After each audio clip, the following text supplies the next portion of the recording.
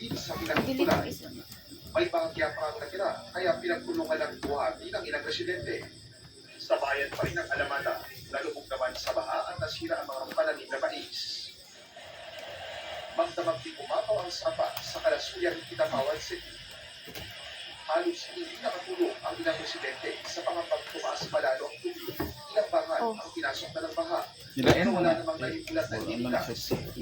Sa Davao City, 4 na pamilya o abot sa 14 na individual ang inilas dahil sa pagbaha. Lira po din. Mani mo suot. Inagulat naman ng mga residente ng barangay Tantansora sa Governor Quirinoso sa Davao Oriental ang biglang pag-agos ng tubig sa Dili init ilog. na. Wala Init na man eh. simula sa kanilang lugar ng panghilalya. Ito pong iyang Pero ayon sa piniluan. mga otoridad, posibleng malakas Ano, ang ulan ito po. sa kalapit na bundok. Bagon na oh, ano sa Muntik to. na matay ng tubig. Pero agad din namang nakaalis at ligtas na nakatawid. Ang labot ko ani mga sinina ani.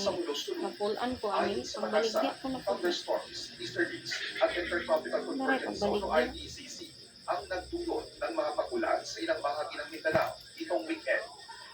JP Soriano, nakatutok 24 oras. Nauwi sa madugong barilan ang halos walong taong naalitan na magyuhin sa Batangas. Patay ang susi na unang-unang bumulot ng baril habang sugatan ng tumakin ng dating pulis. Nakatutok si Joe Veneracion. Biyernes na magtalo ang dalawang lalaking ito sa Padre Garcia, Batangas. Maya-maya pa, ang palitan ng salita, nauwi sa palitan ng bala. Yo. Nagantihan ng putok ng lalaking naka-gray, isang dating pulis. Ang nakaalitan ng tsuhin na siya naman nakapula. Bumagsak ang huli habang napaupo ang dating pulis dahil sa mga tama ng bala. Tutay. Pareho silang duwan, pero mas malala ang tama ng nakapula.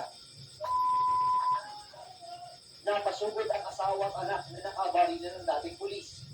Pareho silang dinala sa ospital. Pero hindi na mabot ang buhay ang isa. Di na mga. Retired police ay nakatamo po ng 5 tama ng baril po. Isa po sa Una mo sa gipusil isa ko po no. sa Oh, mata nang balo siya. sa dibdib, isa po dito sa tagiliran at saka isa po sa bindi. Ongoing pa po yung treatment and May gana ibuhi siya. unstable pa po. Isa Ang po sa nakapula ito, buhi ra. Patay ito we yung are still buyo. waiting Dating for pulis the na result patay of the ang autopsy po. tiyuhing. And, Nakiraw. yun po, Namatay ka na, buhay ra ang pulis. Di makasuhan to siya. Priso. Lumabas sa 2018 pa una nagkaalitan ng mag-tsuhin. At mula noon, Oh, tapad ay mo wala nagbalay. ang laban sa pagitan nila. Pareho Yuta na sila ba? nakainom ng magbarilan itong Biyernes. 12 ang balang Sagara pinakawalan yuta ng mangi pulis uwayan. gamit ang 4 caliber pistol. Nakatigayunan. Naman ang pinutok ng Tanawa po at imana po na Sa imo ang family kuanda na po, madalas makatapoy naman po kayo silang, sige. halos nasanay na